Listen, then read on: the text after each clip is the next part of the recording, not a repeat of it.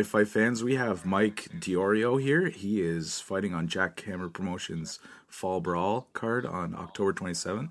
Thanks for joining us today, Mike. Hey, good morning, everyone. So, a big fight coming up. Oh man, I'm excited, sir.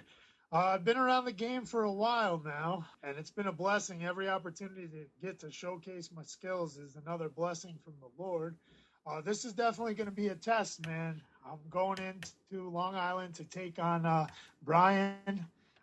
He's one of Bobby's guys. He's a world champion amateur, holds multiple titles. But if my career is a statement to anything, man, I never take the easy way out. I always love to test myself, and I feel like if you're gonna fight, why not fight the best you can find?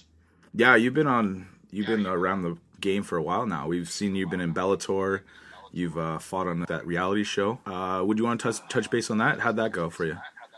All right, so we'll even throw it back a little. Back about 8 years ago, I was really big into the party scene, man. And after college, I couldn't like toss the party. I kept going, and I ended up at a very low point in my life where I was actually homeless. I got on my hands and my knees, man. I just prayed for the Lord, whoever's out there, to use me, and it led me to amateur mixed martial arts.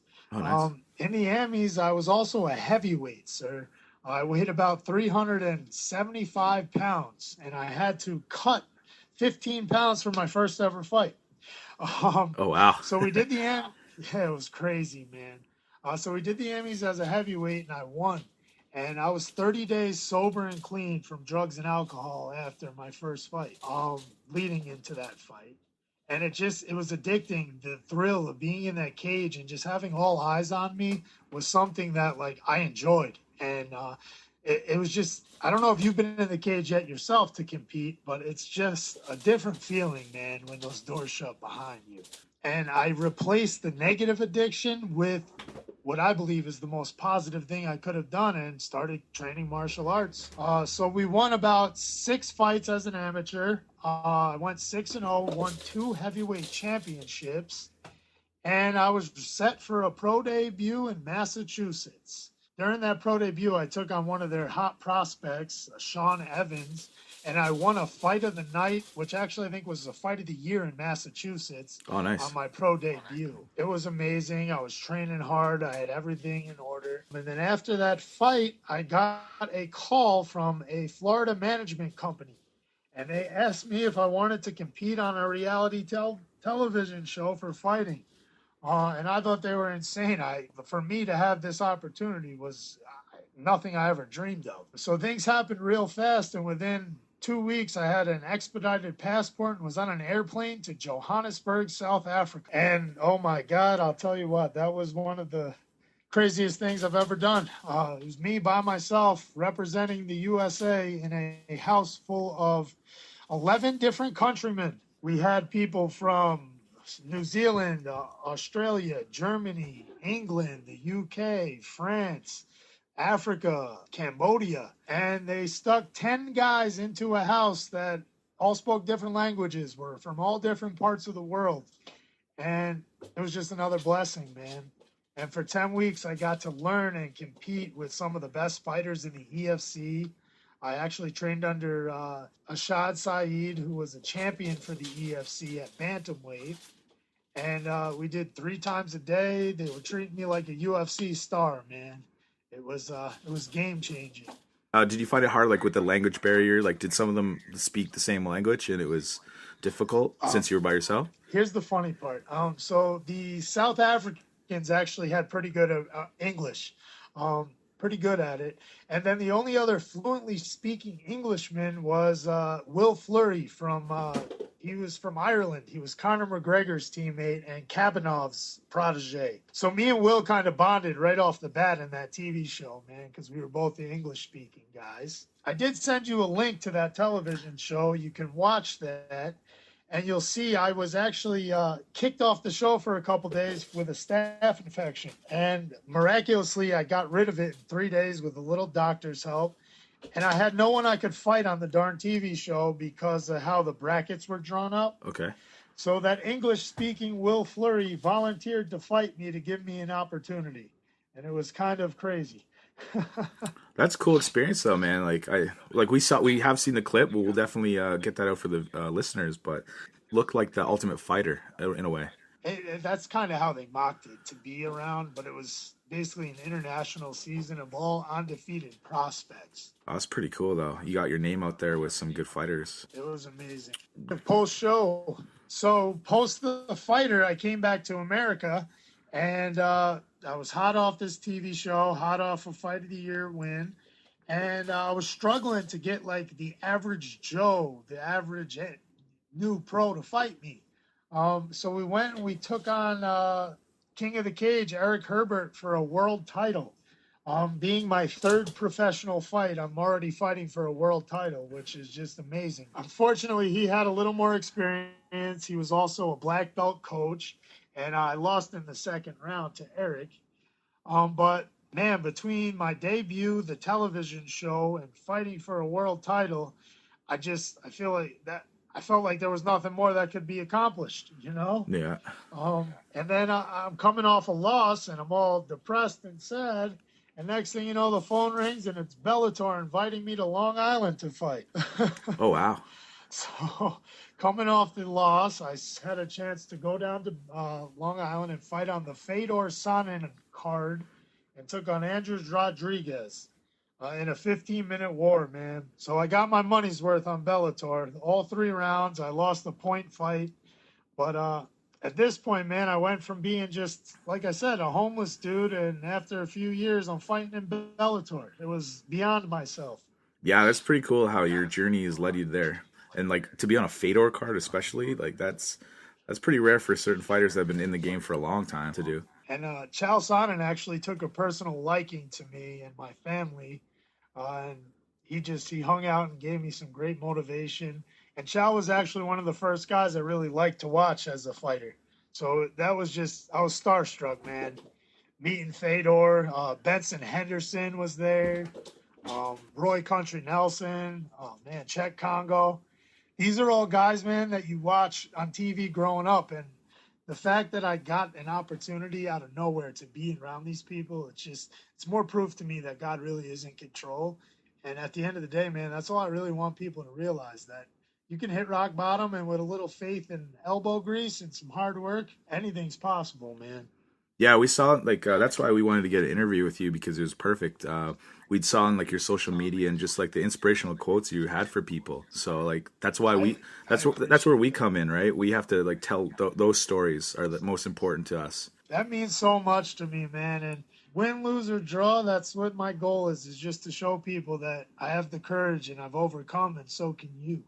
Yeah, it's perfect, man. Like, that's why we do our part to tell those stories. So for you guys, like you said, you're on Bobby Campbell's card. It's his retirement fight. Is added pressure to that, or no? Well, here's the truth. I knew Brian was tough. I looked him up a little here and there. And then I took the fight, and now I'm starting to learn how really tough he is. The guy, like I said, he trains with Bobby. He's been Bobby's best friend since 7th grade. So I'm sure when Bobby was on his championship 7-time world title run, Brian was right next to him training with him, This is his last fight. He's trying to come out hard, bang. I think they picked the perfect opponent. They know I'm battle tested. They know I'm going to punch right back. They know I'm a great test for this guy. His last fight, God bless him. It's gonna be one hell of a night, because for a win for myself means a lot more than people understand. I'm heading back home to Long Island, where I grew up. I had 5 childhood best friends, and only 3 of us are alive still to this day because of drugs. There's a huge drug epidemic going on down there. So, man, I'm coming to fight to show people that I'm a recovering drug addict, and you don't need that.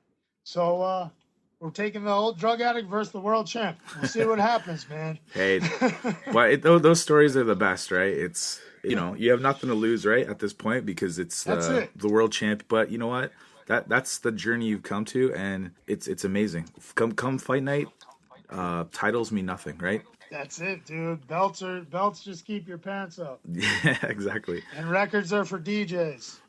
I like that. It's good. But I know Brian's training hard, and man, if it's his last fight ever, the guy's gonna go out with a bang. Yeah. So I've actually On a side note, this is kind of cool information. I actually have changed up my whole entire fight camp. I've got rid of my management, my coaches. The fact is, I was a top prospect, and then when I turned pro, I kind of felt like I was mismanaged and misused a little, you know? Yeah. So I'm currently with a whole new support system, a brand new striking coach. I'm going to fight totally different than they've ever seen me fight. But man, that's just all icing on the cake for the night. Like you said, that night, nothing matters. It's just the bell rings and we're going to scrap. And yeah, that's why we've got into this sport and trying to get like fighter stories out there, because at the end of the day, the champions, they don't know what's going to happen. You don't know what's going to happen. Who wants it more? Who has the heart? There was a guy that I'm sure we all know very well, Mike Tyson. Everyone has a game plan until they get punched in the mouth. And with these Jackhammer promotion cards, they're getting a lot more exposure, and there's a lot more on the line. That's exactly what I'm saying. This is Brian's going out fight. This is my crossing into kickboxing fight. So with a win versus somebody with that kind of stats, man, it just jumpstarts my career. Honestly, at this point, I feel like I've done very well in MMA. I want to test myself. I want to get more into the kickboxing, more into the boxing. As I'm getting older, man, I want to do the striking a little more. MMA training's intense. It takes so much. There's so much to do. Your ground game, your wrestling, your cardio, your strength conditioning, your Muay Thai, your clinch, your striking. So as I'm getting older, man, I feel like my weakest point was striking. So now I want to own it, you know, and moving forward, I want to kickbox and box. And, and I think this is a great opener for me to take on one of Bobby's guys. Great promotion. And I feel like as long as I perform well, Bobby will have me back. And that's the goal. Keep getting to inspire and share the story. What we've noticed since we've been covering Jackhammer Promotion is that they put on a lot of good fights, and it's not so much the pick and choose fights like easy win fighters or like good fighters are like demolishing other fighters. It's always competitive. And when Bobby actually messaged me about this, he said, in reality, I think you two could have a fight of the night. And he seems like a very humble, honest guy, so I believe him. He's not mismatching me. This is fair as hell. I'm training just as hard as Brian's training. I've been around the block. He's been around the block. So, like you said, yeah, he's won some titles. But at this point today, we're on the same page. We both put our pants on 1 foot at a time. We're both men, and we're both going to give it all we got. That's what I can promise. Yeah, like you're saying, there's no mismatch fights in the Jackhammer promotions. They're always competitors against competitors, right? Like, and it's amazing. Some promotions only want the payday, so they'll put their stars into like these fights. I've been on the end of that, brother. I've been there. That's what I was telling you about the MMA career. Been mismatched and misused. With Bobby, man, all his fights, he wants good fights. He's kind of similar mindset to myself. He wants his guys to fight the best guys he can find for them. He doesn't want no chumps. I think that's really why he reached out. He wanted a tough guy for Brian's last fight, and I'm going to give Brian all he can handle. I honestly expected to be fight of the night. They always build main events, awesome. But with your motivation to be in there, it's a whole different level. That's awesome to hear somebody say that to me, man.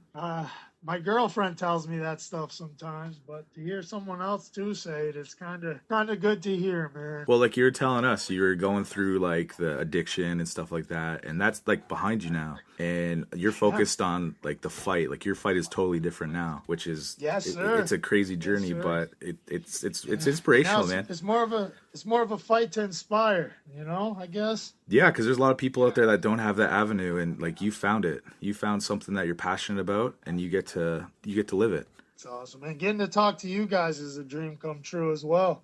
Oh, we appreciate your time, man. As a kid, you see interviews on TV, you're like, man, I'll ever get to do one of those, and you're giving me one right now. So thank you, guys. Is there anything else you want to let the listeners know? Shout out to any sponsors. Well, yeah, man, there's a lot. I don't know. I wouldn't be here without the support of people telling me they believed in me and that I could do it. Because there was times when I didn't believe in myself. So sponsors, man, first ones you got is God. I got my family, my friends. I got Vitalize Max is a really cool herbal supplement company. They're actually going to be at the fights next Sunday and doing a table to give away samples. Okay. It was something I asked Bobby about. They're based in Long Island, and it's called Kratom. It's a product that it's new, it's up and coming. and it's going to save the world, man. It's going to help people. So I want to give them a huge shout out. As a fellow a recovering drug addict, I believe in herbal supplements to counteract the man-made ones. So that's pretty big. I also Michael's Auto, a guy local in my New York State hometown. He's been there since day one. Those are two of my main guys. I also have a new fitness line company called Body Health Products and Cardio for Life are the two products I take for my fight camps. I think they have my cardio in top-notch shape, all USDA approved. And man, I just want to thank Bobby Campbell and Jackhammer Promotions. I want to thank Brian for inviting me down and taking the fight with me. This is just a dream come true to get to fight in front of my hometown where I grew up. All the kids struggling, they're going to get to see me overcome and be inside that cage or that ring. And win, lose, or draw, man, I just want people to know that there is another way. They don't have to fight this fight on their own. No one can overcome addiction or drugs or alcohol on their own, man. They need a good outlet of good people. And the MMA community, the martial arts world, kickboxing and boxing, people are real. They're down to earth. They understand. And fighters that fight aren't fighting because they've had a luxurious life. They're fighting for a purpose. So anyone that is struggling, reach out to anyone in the area with the gym, because I know for a fact the gym is the best place in the world for myself. So I just want to give a shout out to anyone struggling, anyone on the fence, anyone just dealing with depression, mental illness. Know that you can be great. You just need to have people around you that support you, good energy, good vibes, and you need to believe in yourself because you're stronger than you think. Well, you said it best. And on that, best of luck, October 27th, Mike. Appreciate it. Are you guys going to be in town on the 27th? No, we won't be, man. It's the traveling, right? We hope to. I'd have to bring you guys a shirt, but we'll have to mail one to the studio. We'd love to, man. Something. We'd appreciate it. I appreciate y'all taking the time this morning, man, and to let me share a little of my story. Always, man. Good luck on October 27th. Hey, I promise I'll make you proud. And you guys have an awesome rest of your day.